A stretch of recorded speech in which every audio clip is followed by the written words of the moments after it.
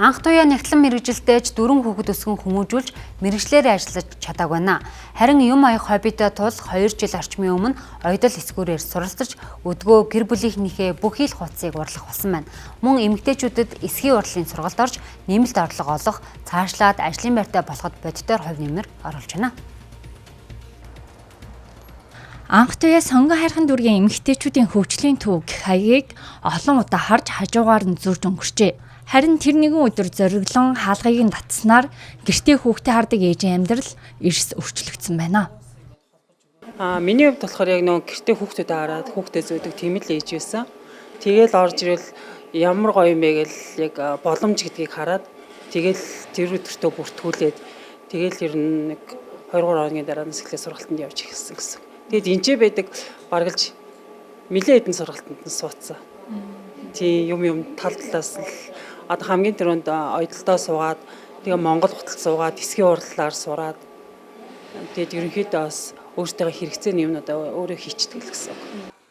Анх тэрээр биеэс хэмжээ авах зэргээр хувцас эсгүүрийн талаар аагаас нь эхэлж сурч байсан бол одоо тусгай зориулалтын болон бүрэн автомат гээд бүх төрлийн аяллаа машин дээр ажиллаж сурчээ.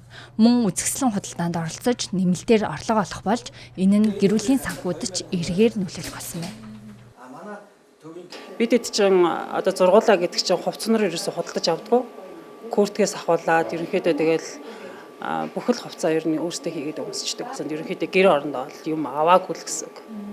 Тий, бүхэл юм ер нь тэгэл өөрөө хийгээл бүтээгээл тхийг л боддог. Айгу тийм нөгөө гэрэн ч гэсэн тийм нэг өөрхөн гараар юм хийсэн юмар тогшуулахад ерөнхийдөө сонирхолтой. Анх туяа эсхийн урлагийн хичээлээ заахын зэрэгцээ өдөрт багада 2 бүтээл хийхийг хичээдгээ ярьсан. Энэ хугацаанд тэрээр олон төрлийн сургалтанд сууж өөрийгөө чадахжуулснаас гадна 150 гаруй шав бэлтгэжээ.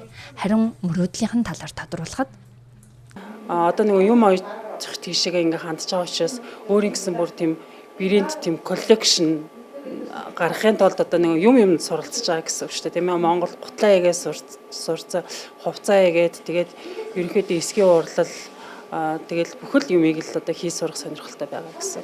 Маш их боломж олгож байгаа учраас одоо тусгай зориултын бүх машин дээр одоо суралцаад тэгээд тэднэр дээр бас ингэж ажиллаа явж байгаа гэсэн. Тэрээр гэртээ хүүхдээ асарч байгаа ээж нарт хандан асар их боломж байгаа шүү. Өөртөө итгэх итгэлээ битгий алдараа хэмээн загсныг энэ ташрамд уламжлая.